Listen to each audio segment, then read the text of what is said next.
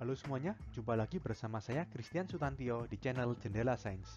Channelnya buat kalian yang ingin memahami pelajaran matematika, fisika, dan kimia untuk tingkat SMA. Di video ini kita akan membahas pelajaran fisika SMA kelas 11 yaitu tentang dinamika rotasi. Dan sekarang kita masuk ke part yang kelima yaitu kasus dinamika rotasi dan momentum sudut. Di part 5 ini murni berisi lanjutan contoh soal dari part sebelumnya. Jadi pastikan kalian tonton dulu part-part sebelumnya, linknya saya taruh di sebelah kanan atas ini, atau bisa juga kalian klik link yang ada di deskripsi untuk melihat videonya. Oke, untuk mendapatkan pemahaman yang lengkap, pastikan tonton terus video ini dari awal hingga akhir.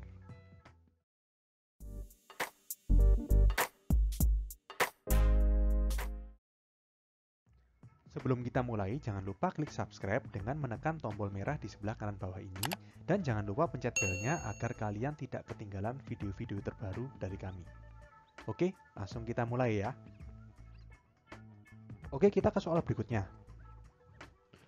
Sebuah katrol pejal dengan massa 5 kg berjari-jari 5 cm dihubungkan dengan seutas tali, dan ujung-ujung tali tersebut diberi beban A sebesar 4 kg dan beban B sebesar 6 kg, seperti gambar di samping.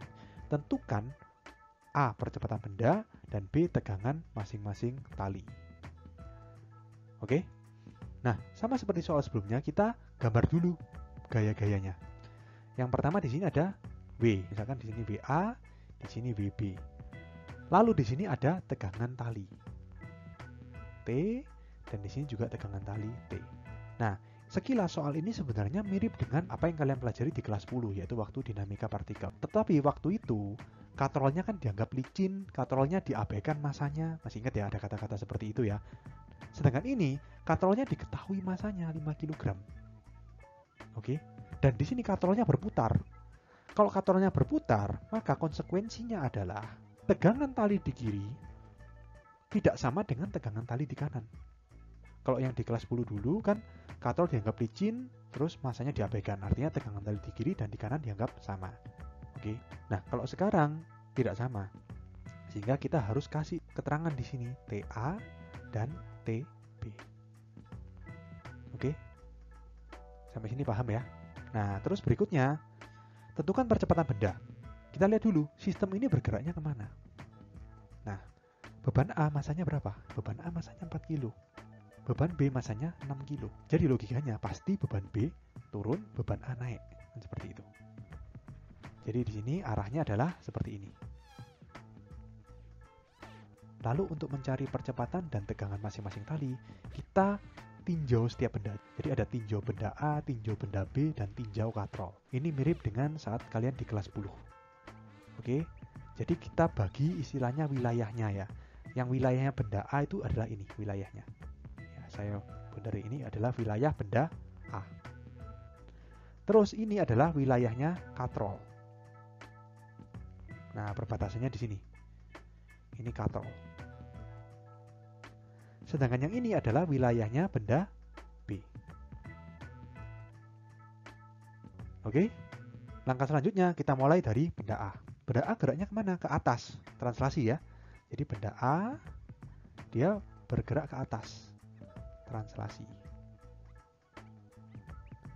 Kalau translasi berarti sigma F sama dengan M kali A. Sigma F-nya berarti gaya-gaya yang searah dengan arah gerak benda dikurangi gaya-gaya yang berlawanan dengan arah gerak benda. Apa yang searah? Ini, TA, ya kan? Yang berlawanan WA. Berarti di sini sigma F-nya adalah TA minus WA. M-nya A. Dikali A. A ini apa? A ini percepatan sistem. Kita biarkan TA, kemudian WA-nya berapa berat dari beban A? A 4 kilo berarti W-nya 40 ya. Sama dengan 4A. Kita buat persamaan 1, TA sama dengan 4A plus 40. Oke, selanjutnya kita ke benda B. Benda B juga translasi. Sigma F sama dengan M kali A. Benda B geraknya kemana? Geraknya ke bawah. Sehingga gaya-gaya yang searah dengan arah gerak benda adalah WB, yang berlawanan TB. Jadi WB min TB, kebalikannya yang A tadi ya.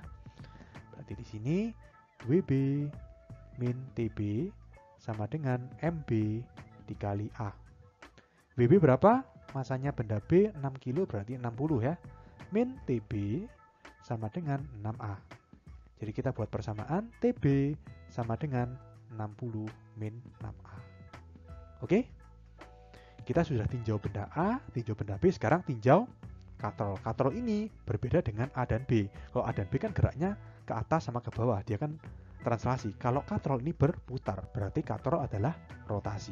Kalau geraknya rotasi, maka hukum Newtonnya sigma tau sama dengan I kali alfa. Oke. Apa yang memutar katrol? Kita lihat. Yang memutar katrol, kalau kalian lihat di sini, ada dua macam gaya. TB memutar katrol searah dengan arah gerak benda, searah jarum jam.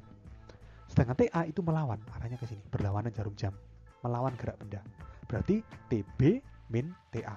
Tapi ingat di sini, ini rotasi, jadi sigma tau bukan sigma F. Kalau sigma tau, maka F harus dikalikan dengan R. Gaya dikali dengan lengan gaya. Lengan gayanya berapa? TB lengan gayanya adalah R, karena kan katrol berputar pada porosnya. Porosnya adalah ini. Jarak dari gaya ke poros itu adalah lengan gaya yang sebesar jari-jari. TA pun demikian. Oke, jadi di sini kita bisa tulis TB dikali R dikurangi TA dikali R.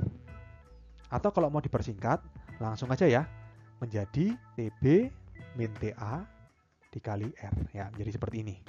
Terus kemudian I itu apa? Itu momen inersia. Momen inersianya katrol karena katrol pejal. Katrol itu artinya silinder ya. Jadi silinder pejal, I-nya setengah M R kuadrat. Lalu alfa dijadikan A per R seperti di soal sebelumnya ya. Terus ini dicoret, ini dicoret. Sehingga tinggal TB min TA sama dengan setengah MA. Lalu TB-nya kita substitusi dari benda B ya. TB yang ini kita substitusi dari benda B yang persamaan ini, sedangkan TA yang di sini kita substitusi dari benda A persamaan ini. Sehingga akan menjadi 60 min 6A dikurangi, hati-hati ya, kasih kurung aja untuk amannya, 4A plus 40.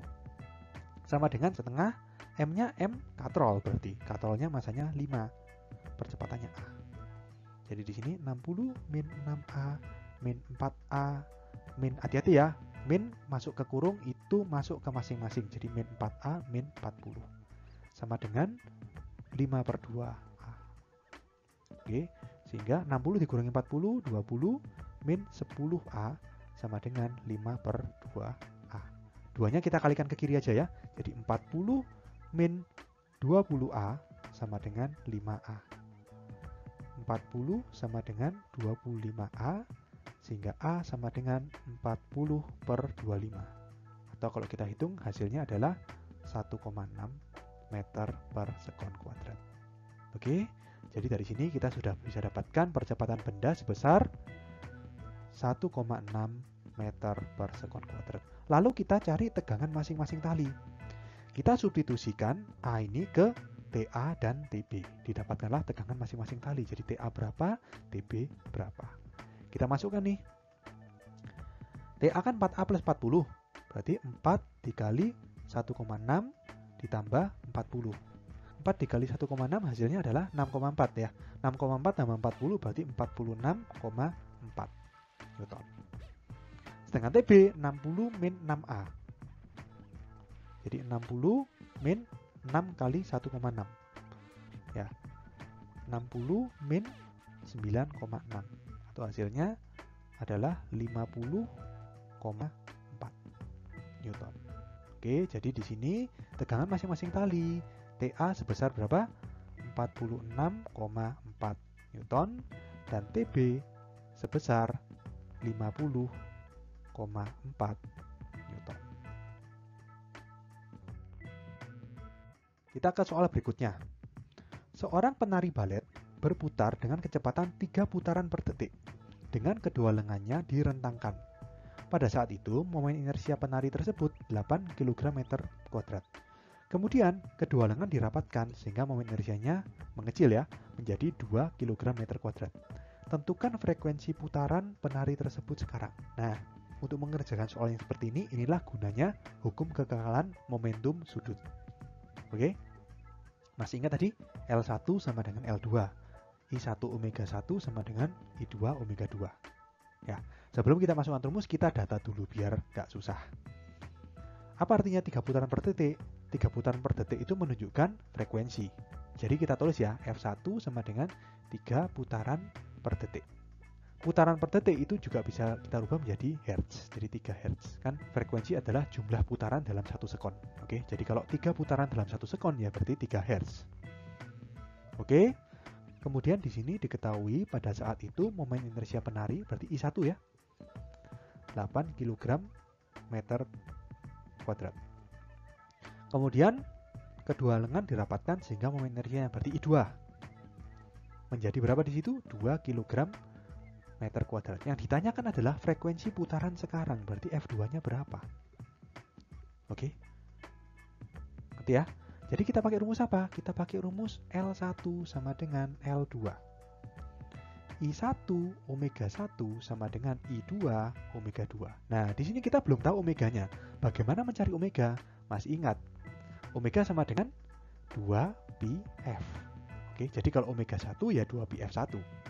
Jadi 2pi dikali 3 sama dengan 6pi radian per sekon. Oke, kita masukkan. I1-nya berapa? 8. Omega 1-nya 6pi. I2-nya 2. Omega 2-nya dicari. Jadi di sini 48pi sama dengan 2 omega 2. Jadi omega 2-nya adalah 24pi. Oke, kemudian kita cari F2. Caranya sama. Omega 2 sama dengan 2pi F2. Omega 2-nya kan 24pi. Sama dengan 2pi F2. Berarti F2 sama dengan 24pi dibagi 2pi. Atau hasilnya adalah F2 sama dengan 12 Hz. Jadi frekuensi putarannya setelah tangannya dirapatkan adalah 12 Hz. Jadi dengan perhitungan ini kita jadi mengerti ya, kalau misalkan seorang penari balet ini merapatkan lengannya, kan momen inersianya berkurang, maka kecepatan putarnya bertambah. Yang semula 3 Hz sekarang menjadi 12 Hz. Ngerti ya? Jadi antara momen inersia dan kecepatan sudut itu berbanding terbalik. Momen inersia semakin kecil, kecepatan sudut semakin besar, dan momen inersia besar, kecepatan sudut menjadi semakin kecil. Oke, semoga paham ya. Sekian untuk video kali ini. Thank you for watching. Jika kalian suka, silakan like dan share video ini. Jika ada saran, kritik, dan masukan, bisa kalian tulis di kolom komentar. Sampai jumpa di video selanjutnya.